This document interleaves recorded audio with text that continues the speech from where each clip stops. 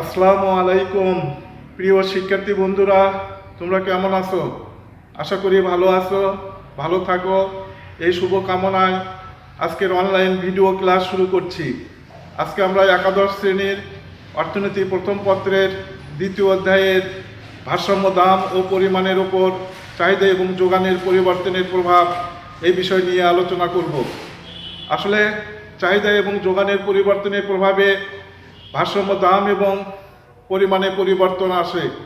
আর এই পরিবর্তন তিন দৃষ্টিকোণ থেকে বিশ্লেষণ বা ব্যাখ্যা করা যেতে পারে। প্রথমত, যোগান স্থির থেকে চাহিদার পরিবর্তন; দ্বিতীয়ত, চাহিদা স্থির থেকে যোগানের পরিবর্তন; তৃতীয়ত, একই সাথে চাহিদা এবং যোগানের পরিবর্তন। শিক্ষার্থী বন্ধুরা, প্রথমে আমরা যোগান স্থির থেকে চাহিদার পরিবর্তন এই বিষয় নিয়ে আলোচনা করব। যদি যোগান স্থির ধরা হয় এবং চাহিদার নির্ধারকের কারণে চাহিদা যদি হ্রাস বৃদ্ধি ঘটে, তাহলে বাজার ভারসাম্যের পরিমাণেও হ্রাস বৃদ্ধি ঘটে। অর্থাৎ যোগান স্থির থেকে চাহিদা যদি বৃদ্ধি পায় চাহিদার নির্ধারকের কারণে, তাহলে যোগান রেখা ডান দিকে উপরে স্থানান্তরিত হয় এবং সেই ক্ষেত্রে ভারসাম্য দাম এবং পরিমাণ উভয়টাই বৃদ্ধি পায়। অপরপক্ষে যদি চাহিদা হ্রাস পায়, তাহলে ভারসাম্য দাম এবং পরিমাণ উভয়টাই হ্রাস পায়। বিষয়টি আমরা চিত্রে দেখাবো। চিত্রে ওএক্স অক্ষে চাহিদা, ওএক্স অক্ষে ভারসাম্যের পরিমাণ অর্থাৎ চাহিদা এবং যোগানের পরিমাণ, অপরপক্ষে ওয়াই অক্ষে দাম পরিমাপ করা হয়েছে। প্রাথমিক ভারসাম্য বিন্দু, প্রাথমিক চাহিদা রেখা ডিডি এবং এস এর যোগান রেখা পরস্পর ই বিন্দুতে মিলিত হওয়ায় ভারসাম্য অর্জিত হয়েছে ই বিন্দুতে। ই বিন্দুতে ভারসাম্য পরিমাণ ও কিউ এবং ভারসাম্য দাম ওপি। চাহিদা বৃদ্ধিজনিত কারণে চাহিদা রেখা বাম থেকে ডান দিকে স্থানান্তরিত হয়ে ডি ওয়ান চাহিদায় রূপান্তরিত হওয়ায় এবং এই চাহিদা রেখা এস এস যোগান রেখা ই1 বিন্দুতে সেট করায় পরস্পর ভারসাম্য লাভ করেছে এবং ভারসাম্য পরিমাণ এখানে হয়েছে বৃদ্ধি পেয়ে হয়েছে ও কিউ থেকে ও কিউ ওয়ান এবং ভারসাম্য দাম ওপি থেকে বৃদ্ধি পেয়ে ওপি ওয়ান হয়েছে। অপরপক্ষে চাহিদা যদি হ্রাস পায়, তাহলে চাহিদা রেখা ডান থেকে বাম দিকে স্থানান্তরিত হয়ে ডি টু চাহিদা রেখা রূপান্তরিত হয়েছে এবং সেই চাহিদা রেখা এস এর যোগান রেখার ই2 বিন্দুতে সেট করে ভারসাম্য অর্জন করেছে এবং এই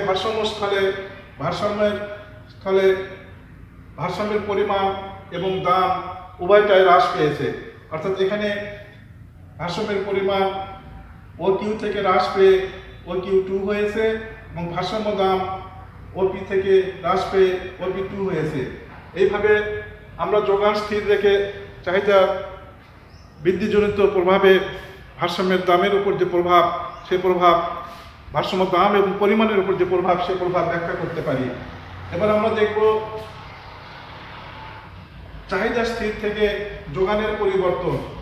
এখন ভারসাম্য দামের উপর যদি আমরা দেখি, চাহিদা যদি স্থির রাখি এবং যোগানের পরিবর্তন সংঘটন করায়, তাহলে দেখা যাবে যে যদি যোগানের নির্ধারকের কারণে যদি যোগান বৃদ্ধি পায়, তাহলে যোগান রেখা বাম থেকে ডান দিকে স্থানান্তরিত হবে এবং সেই ক্ষেত্রে যোগানের পরিমাণ বৃদ্ধি পাবে, পাশাপাশি ভারসাম্য দাম হ্রাস পাবে। আর অপরপক্ষে যদি যোগান হ্রাস পায়, তাহলে যোগান রেখা বাম দিকে উপরে স্থানান্তরিত হবে এবং সেই ক্ষেত্রে ভারসাম্য দাম বাড়বে এবং যোগানের পরিমাণ হ্রাস পাবে। বিষয়টি আমরা একটি চিত্রের সাহায্যে দেখাই। এই চিত্রে আমরা চাহিদা স্থির থেকে যোগানের পরিবর্তন দেখাইছি। এই চিত্রে ওএক্স অক্ষে চাহিদা এবং যোগানের পরিমাণ বা ভারসাম্যের পরিমাণ, ও ওয়াই অক্ষে দাম পরিমাপ করা হয়েছে। ডিডি চাহিদা রেখা আর প্রাথমিক যোগান রেখা এস এস যোগান রেখা ই বিন্দুতে মিলিত হওয়ায় প্রাথমিক ভারসাম্য অর্জিত হয়েছে ও কিউ পরিমাণ এবং ভারসাম্য দাম নির্ধারণ হয়েছে ওপি পরিমাণ। যোগানের নির্ধারকের কারণে যোগান যদি বৃদ্ধি পায়, তাহলে যোগান রেখা বাম দিকে স্থানান্তরিত হয়ে এস ওয়ান নতুন যোগান রেখা সৃষ্টি হয়েছে। এই এস ওয়ান নতুন যোগান রেখা ই1 বিন্দুতে ভারসাম্য লাভ করায় ভারসাম্য দাম ওপি ওয়ান থেকে হ্রাস পেয়ে ওপি থেকে হ্রাস পেয়ে ওপি ওয়ান হয়েছে এবং ভারসাম্য পরিমাণ ও কিউ থেকে বৃদ্ধি পেয়ে ও কিউ ওয়ান হয়েছে। অপরপক্ষে আমরা যদি যোগানের পরিমাণ হ্রাস বিবেচনা করি, অর্থাৎ যোগানের নির্ধারকের কারণে যোগান যদি হ্রাস পায় তাহলে যোগান রেখা ডান দিকে উপরে স্থানান্তরিত হবে এবং সেই ক্ষেত্রে ভারসাম্য দাম বৃদ্ধি পাবে এবং যোগানের পরিমাণ হ্রাস পাবে। যেমন চিত্রে E2 বিন্দুতে যোগান হ্রাস পাওয়া যোগান রেখা বাম দিকে স্থানান্তরিত হয়ে S2 যোগান রেখা হয়েছে এবং এই যোগান রেখা E2 বিন্দুতে ডিডি চাহিদা রেখার সাথে মিলিত হয়েছে, ফলে ভারসাম্য নির্ধারণ হয়েছে এখানে এবং ভারসাম্য পরিমাণ হয়েছে OQ2। এক্ষেত্রে দেখা যাচ্ছে দাম বৃদ্ধি পেয়েছে ওপি থেকে OP2 তে এবং ভারসাম্য পরিমাণ OQ থেকে হ্রাস পেয়ে OQ2 হয়েছে। এভাবে আমরা চাহিদা স্থির থেকে যোগানের পরিবর্তনের ফলে ভারসাম্য দামের উপর চাহিদা এবং যোগানের যে প্রভাব সে প্রভাব ব্যাখ্যা করতে পারি। শিক্ষার্থী বন্ধুরা, বিষয়টি তোমরা নিশ্চয়ই উপলব্ধি করতে পেরেছ। এবার আমরা তৃতীয় যে বিষয়, একই সাথে চাহিদা এবং যোগানের পরিবর্তন হলে বাজার ভারসাম্য এবং দামের উপর কী প্রভাব পড়বে সেই বিষয়টি আমরা আলোচনা করব। শিক্ষার্থী বন্ধুরা, যদি বাজার ভারসাম্যের ওপর চাহিদা এবং যোগান একই সাথে পরিবর্তন হ্রাস বৃদ্ধি সংঘটিত হয় তাহলে বাজার ভারসাম্যের পরিমাণ এবং দামেরও পরিবর্তন ঘটবে। তবে সেই ক্ষেত্রে তিন রকম পরিবর্তন লক্ষ্য করা যাবে। যদি চাহিদা এবং যোগান একই হারে পরিবর্তন হয় তাহলে বাজার ভারসাম্যের দামের কোনো পরিবর্তন ঘটবে না, কিন্তু বাজার দামের কোনো পরিবর্তন ভারসাম্য দামের কোনো পরিবর্তন ঘটবে না, কিন্তু ভারসাম্য পরিমাণের হ্রাস বৃদ্ধি ঘটতে পারে। দ্বিতীয়ত, চাহিদার তুলনায় যদি যোগান অধিক হারে বৃদ্ধি পায় তাহলে ভারসাম্য দাম হ্রাস পাবে এবং ভারসাম্য পরিমাণ বৃদ্ধি পাবে। তৃতীয়ত, চাহিদার তুলনায় যোগান যদি খুব অল্প পরিমাণ বৃদ্ধি পায় তাহলে ভারসাম্য দাম এবং পরিমাণ উভয়টাই বৃদ্ধি পাবে। বিষয়টি আমরা তিনটি চিত্রের মাধ্যমে এখানে দেখাবো। প্রথম চিত্রে চাহিদা এবং যোগান একই হারে বৃদ্ধি পাওয়ায় তিনটি ভারসাম্য বিন্দু E1 এবং E2 তে ভারসাম্য দামের কোনো পরিবর্তন সংঘটিত হয় নাই। সব ক্ষেত্রে ভারসাম্য দাম OP, সকল ক্ষেত্রে ভারসাম্য দাম OP, অর্থাৎ এখানে চাহিদা এবং যোগান সমানভাবে হ্রাস বৃদ্ধি হওয়ায় এক্ষেত্রে ভারসাম্যের দামের কোনো পরিবর্তন হয় নাই। কিন্তু আমরা যদি চাহিদা এবং যোগানের একই হারে বৃদ্ধি বিবেচনা করি তাহলে E1 বিন্দু দ্বারা ভারসাম্য পরিমাণ OQ1 থেকে OQ থেকে OQ1 এ বৃদ্ধি পেয়েছে এটা বুঝতে পারি। অপরপক্ষে আমরা যদি চাহিদা এবং যোগানের একই হারে হ্রাস বিবেচনা করি তাহলে E2 বিন্দু দ্বারা দামের কোনো পরিবর্তন হয় নাই, কিন্তু ভারসাম্যের পরিমাণের OQ থেকে হ্রাস পেয়ে OQ2 হয়েছে। অর্থাৎ চাহিদা এবং যোগান যদি একই হারে বৃদ্ধি পায় তাহলে ভারসাম্যের দামের কোনো পরিবর্তন হয় না, কিন্তু ভারসাম্য পরিমাণের কিছু পরিবর্তন হয়, যেটা হলো OQ থেকে OQ1। অপরপক্ষে চাহিদা এবং যোগান যদি একই হারে হ্রাস পায় তাহলে ভারসাম্য দামের কোনো পরিবর্তন হয় না, কিন্তু ভারসাম্যের পরিমাণ হ্রাস পায়, যেটা হলো OQ থেকে হ্রাস পেয়ে OQ2 হয়েছে। তো শিক্ষার্থী বন্ধুরা, এবার আমরা দেখব চাহিদার তুলনায় যোগান যদি অধিক হারে বৃদ্ধি পায় তাহলে ভারসাম্য দাম হ্রাস পায় এবং ভারসাম্য পরিমাণ বৃদ্ধি পায়। যেমন এই চিত্রে আমরা x অক্ষে চাহিদা এবং যোগান দেখাইছি, y অক্ষে আমরা দাম দেখাইছি। y অক্ষে আমরা দাম দেখাইছি। এখানে প্রাথমিক যোগান রেখা SS, প্রাথমিক চাহিদা রেখা DD, এই DD চাহিদা রেখা SS যোগান রেখা E বিন্দুতে মিলিত হওয়ায় ভারসাম্য দাম নির্ধারণ হয়েছে ওপি এবং পরিমাণ নির্ধারিত হয়েছে ও কিউ। এই অবস্থা থেকে যদি চাহিদার তুলনায় যোগান অধিক হারে বৃদ্ধি পায়, অধিক হারে বৃদ্ধি পাওয়ায় নতুন যোগান রেখা হয়েছে S1 চাহিদা রেখা D1 চাহিদা রেখা ই বিন্দুতে মিলিত হয়ে ভারসাম্য অর্জন করেছে।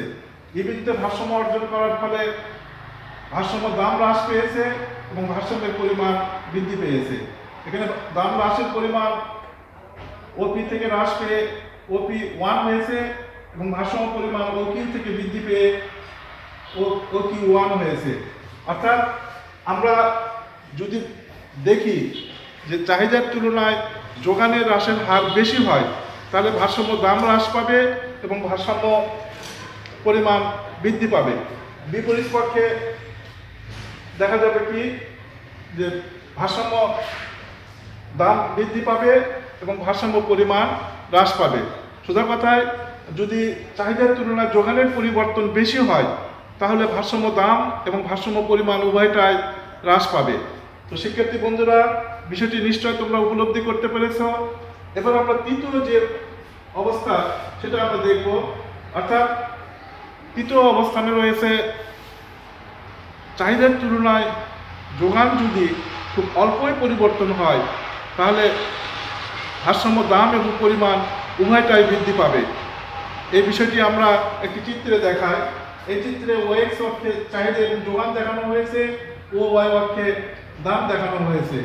এখানে প্রাথমিক চাহিদা D এবং প্রাথমিক যোগান S রেখা পরস্পর ই বিন্দুতে মিলিত হওয়ায় ই বিন্দুতে ভারসাম্য অর্জিত হয়েছে এবং সেখানে ভারসাম্য দাম নির্ধারণ হয়েছে OP এবং পরিমাণ OQ।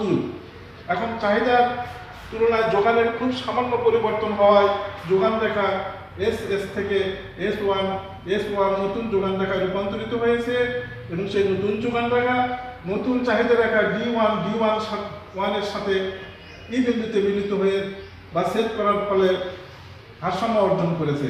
অর্থাৎ এই ভারসাম্য বিন্দুতে আমাদের ভারসাম্য দাম হয়েছে OP1 এবং ভারসাম্য পরিমাণ হয়েছে OQ1। তার মানে এখানে ভারসাম্য দাম বৃদ্ধি পেয়েছে OP থেকে OP1 এ এবং ভারসাম্য পরিমাণ বৃদ্ধি পেয়েছে OQ থেকে OQ1 এ। অর্থাৎ এইভাবে চাহিদার বৃদ্ধির তুলনায় যদি যোগানের বৃদ্ধির হার কম হয়, তাহলে ভারসাম্য দাম এবং ভারসাম্য পরিমাণ উভয়টাই বৃদ্ধি পাবে। তো শিক্ষার্থী বন্ধুরা, এভাবে আমরা বাজার ভারসাম্যের উপর, অর্থাৎ বাজার ভারসাম্য এবং ভারসাম্য দামের উপর চাহিদার পরিবর্তনের যে প্রভাব, সেই প্রভাবগুলো আমরা ব্যাখ্যা করতে পারি। অর্থাৎ প্রথমে আমরা যদি দেখি যোগান স্থির থেকে চাহিদার পরিমাণ বৃদ্ধি করা হয়, তাহলে চাহিদা বৃদ্ধিতে ভারসাম্য দাম এবং পরিমাণ উভয়টাই বৃদ্ধি পাবে এবং চাহিদা হ্রাসে ভারসাম্য দাম এবং পরিমাণ উভয়টাই হ্রাস পাবে। অপরপক্ষে চাহিদা স্থির থেকে যদি যোগান বৃদ্ধি করা হয়, তাহলে ভারসাম্য দাম এবং পরিমাণ উভয়টাই, ভারসাম্য দাম হ্রাস পাবে এবং ভারসাম্য পরিমাণ বৃদ্ধি পাবে। অপরপক্ষে যোগান যদি হ্রাস পায় চাহিদা স্থির থেকে, তাহলে ভারসাম্য দাম বৃদ্ধি পাবে এবং ভারসাম্য পরিমাণ হ্রাস পাবে। অপরপক্ষে একই সাথে যদি বিষয়টা পরিবর্তন সংগঠন করা হয়, তাহলে দেখা যাবে কি যে যদি চাহিদা এবং যোগান একই হারে পরিবর্তন হয়, তাহলে দামের কোনো পরিবর্তন হবে না, ভারসাম্যের হ্রাস বৃদ্ধি ঘটবে। তারপরে চাহিদার তুলনায় যোগান যদি বেশি হারে পরিবর্তন হয়, তাহলে ভারসাম্য দাম হ্রাস পাবে এবং ভারসাম্যের পরিমাণ বৃদ্ধি পাবে। তৃতীয়ত, চাহিদার তুলনায় যোগান যদি খুব সামান্যই পরিবর্তন হয়, তাহলে ভারসাম্য দাম এবং ভারসাম্যের পরিমাণ উভয়টাই বৃদ্ধি পাবে, যেগুলো আমরা চিত্রে উপস্থাপন করলাম। তো শিক্ষার্থী বন্ধুরা, বিষয়টি নিশ্চয় তোমরা উপলব্ধি করতে পেরেছ। তারপরেও যদি তোমাদের কোথাও কোনো সমস্যা হয়, তাহলে তোমরা এই ভিডিওটির কমেন্টস বক্সে কমেন্টস করবা, আমরা সেই সমস্যাগুলোর সমাধান করে দেওয়ার চেষ্টা করব। আজ এই পর্যন্তই। তোমরা ভালো থাকো। তোমাদের সবাইকে ধন্যবাদ। খোদা হাফেজ।